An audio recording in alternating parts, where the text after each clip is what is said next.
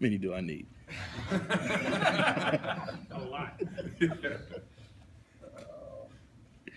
Well, Marcel, when you look at UNLV's offense, obviously had the backup for a couple games, now the starters coming back. What kind of differences are there, and does that give you a little issue preparing for this week? Yes, they're well coached. They play hard. They have a great running game. I mean, and as far as their offensive line, they do a good job as well. They run inside zone, outside zone. They run stretch, a little bit of counter, zone read. So once again, we got a tough game this week. They're coming off a bye week. When you're facing an offense coming off a bye week, are you extra paranoid about wrinkles and things that what they worked on? Yep, exactly. So yeah, they had 2 weeks to prepare for us. So I'm sure we'll see something new that we haven't seen on film. What do you think about, as a coach, playing at 12:30? I know at 12:30 in Vegas, most people are just waking up. But I mean, what do you see? What do you think about playing a day game as a coach? You happy to just get up and play, or? It doesn't matter for me. I mean, to me, it's just all about us, and just whenever the time is, it's the time. So yeah, we just need to be ready to play.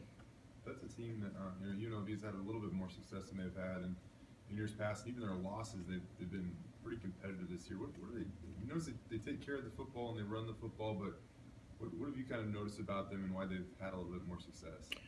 Well, to me, I think it's the new head coach. If you look at him, where he's come from, he was at a high school that was,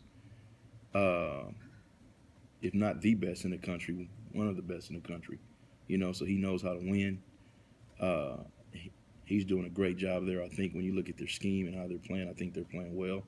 So to me, I look at him as he's the difference, I would say.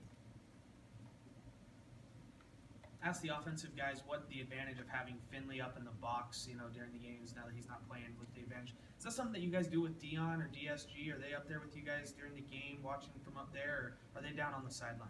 On the sideline. Yeah. Is that something you'd ever think about doing, having one of them come up to see the game from a different vantage point? Last year, I think we did it once with Weaver. He was up there with us. But, I mean, no. And can you give us an update on DSG's recovery and how everything's going there and how he's feeling? I think he's going pretty he's doing well. I don't know when he's coming back exactly, but hopefully soon. But, yeah, he's doing fine. I know, Coach, you always say that injuries, you can't, you don't worry about them, next man up, that kind of thing. But you did play without 3 of your starters in the last game, and even with some of the injuries you've had in the past, I don't know if last year you had 3 starters out at once. Yeah. But I mean, what kind of toll does that take? When I know you're proud of the depth, but you're really starting to get into the depth a little bit. And how badly do you guys need this bye week here? And once again, until you said that, I didn't know that we were out that many starters. So now you just made me nervous. I didn't even know that actually. And once again. I would say the one position I probably do is when it comes to DBs, as far as what I want to call. I don't want to have those guys out there on the island if they're not ready to be out there on the island. But as far as front guys and all that, I mean, we just have to play with what we have.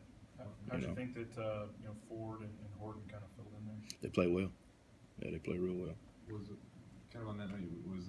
Were they ready to be out there on that island? I mean, did much change for you without Dante? A little bit. We probably played a little bit more, a little bit more. But if you look at the score, but they scored on our other starter. So I mean, as far as that, to me, a corner. They'll figure out a way to have you out there on the island no matter what. So, you have to be ready for that. When you look at, I believe Horton got a majority of the snaps out there, cornerback. How is it different when you put a kid his age out there and he plays for a full game from kind of the start to the finish? And how's it a different process for him versus just kind of going in here and there or maybe a couple snaps? He's growing up. I was in the run game. He had a couple plays in the run game where he set the edge that was, impressive to see a kid that young, to have an O lineman, heading at him, you know, that fast and that big, and he set the edge well. You know, I thought he played well. You know, with those guys, I think if you're in their ear too much about you're a freshman, this is your first start, I think you may hurt them a little bit. So to me, I just tell them, hey, just go out there and play and, you know, have fun. And to me, with that position, it's all about, I mean, it's the same thing with, you know, each guy. You have to have good eyes, you know, as far as your keys, right? You got to read your keys and stuff like that. So, you know, when you do that, I think you'll have a chance to be successful.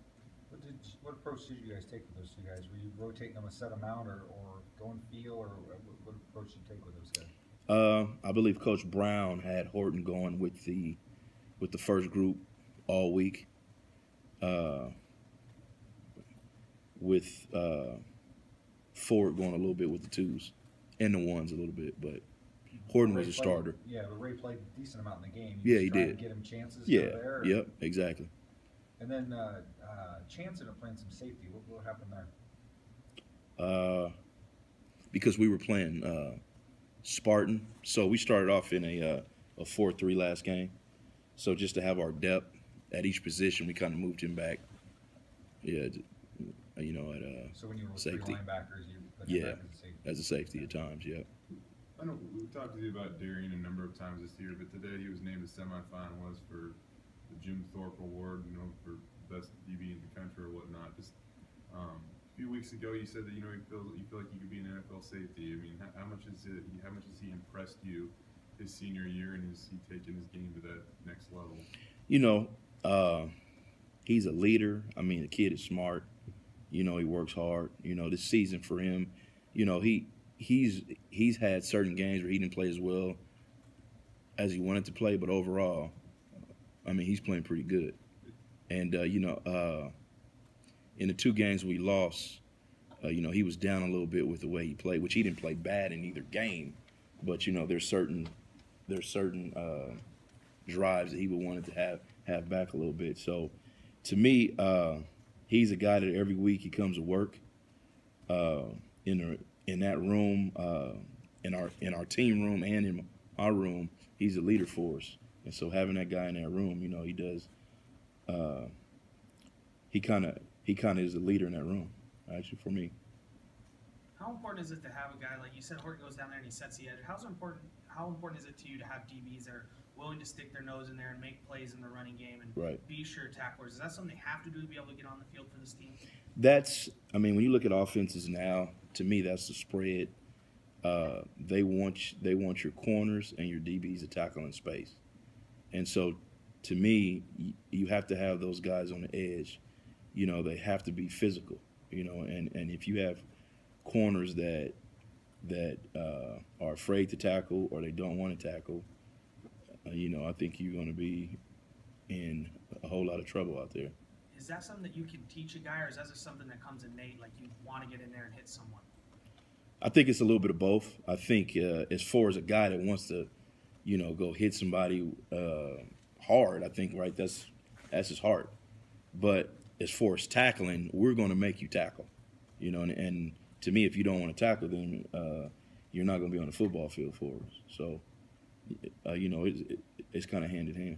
We talked about injuries and whatnot a little bit, and I know that you always say that they're no excuse, but are these some of the things that really test your program and test your team when you do battle injuries? And one guy that did get a few more snaps was Leighton Vander Esch. How he's progressed since arriving as an 8-man quarterback. Exactly. And so, you know, with injuries, every team has them, and the teams that don't have them, you know, I mean, great for them, you know, but every team in this game, especially when you play the style that we play on defense, you know, we're going to play hard, we're going to play fast, we're going to play physical.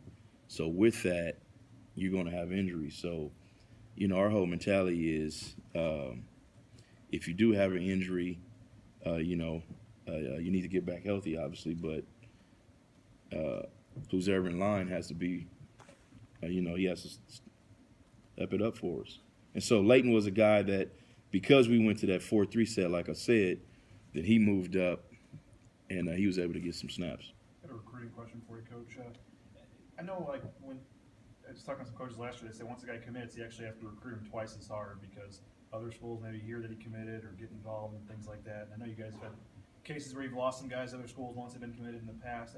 What's kind of the philosophy on guys that are committed, and when you guys maybe potentially recruit guys that are committed elsewhere, and the guys do it to you, and what's kind of the give and take there, and what's kind of the code or things like that, I guess, as far as coaches? I don't know if there is a code, hopefully we always think that if a kid is committed, then he's committed. Certain schools have that rule that if you committed, you can't take trips to other schools.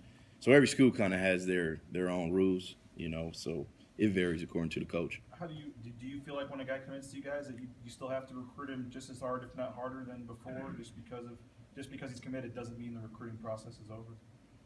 Yeah, you have to keep. Yeah, I mean, to me, I know guys that there's certain schools that will look at other schools, and once they see a guy commit to that school, they'll start recruiting that kid. So it kind of varies according to the schools, but yeah, it's right.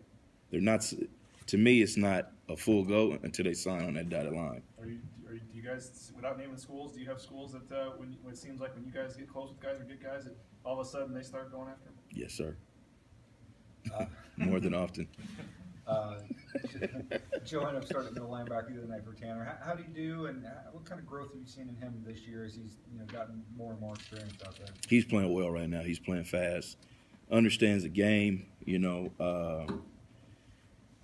Joey is starting to see the game as if he was a coach, and so your whole goal as a coach is Joey is coached by Coach Avalos.